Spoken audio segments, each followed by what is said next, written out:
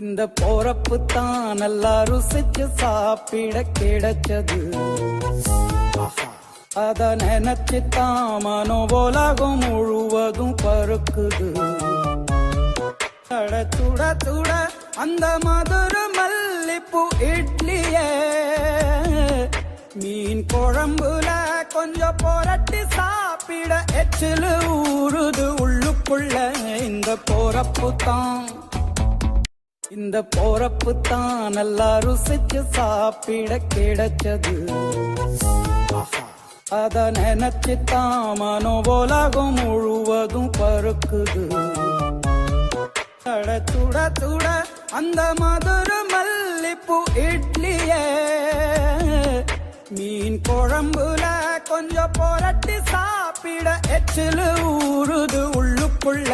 இந்த போறப்பு தான்